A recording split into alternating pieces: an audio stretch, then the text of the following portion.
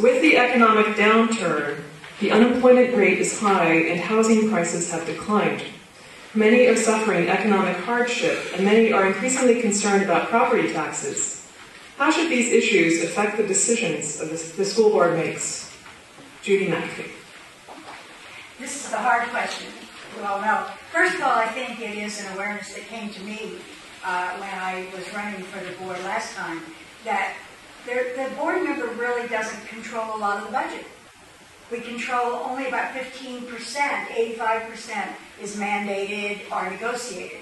So that's an important awareness for the public and for board members to always remember. And I think with that, what we can control, it's a balance. It's a balance, I believe, between the needs of the children and the dollars that are available. And I know that my answer will always be to look first at the needs of the child. Just look at the things that we've been talking about in the answer to the previous question. We're talking about keeping children safe. If you were on the board, where would you draw lines? What would you say no to if you thought it was something that could really make the difference between a child being able to come to school safely and remain safe throughout the day? So that I think that is an extremely important issue. These special programs are needed, but they're not cheap. And so when you hear us at a budget meeting vote to approve something, and you think, oh, geez, there they go again. Now look at all the money they're spending. But you need to look at what it's going for. Not us, not you, but kids. Thank you. Eric Motley. Okay, this is a very, very important decision for the school board, and a very tough question at the time that we're in now. Just like Ms. McAfee said, the cuts you have to look at, and I'm running for the children. And I believe right now we can't afford to cut no programs. But then again, we can't afford to raise taxes either. So what do? I think we have to go out and look at the grants and see, can we dig and find some other avenues where we can keep these programs. Right now, it's a hard time, even for the ones that are on the board and for us that are running. Because we stuck, like Ms. McAfee, we're stuck in the middle. What do? And it's a hard decision because we really can't afford to raise taxes now. But then again, we can't afford to cut back teachers or teachers' aid or security.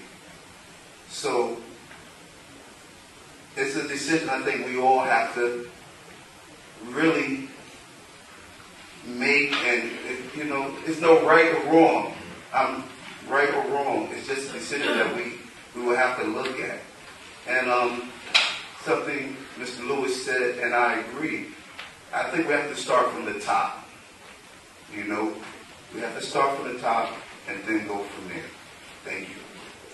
Thank you. Sue Prokosch. One of the things that I learned in a workshop I was at recently said basically the school board members do not run the district. They just simply are there to see that the district is run well. And that made an impact on me. I think we need to, as people have spoken before me, have said programs that deal with children need to stay in place. If we have to make cuts, and I am a homeowner, and I'm also on a fixed income, so I know that taxes are not my favorite time of the year.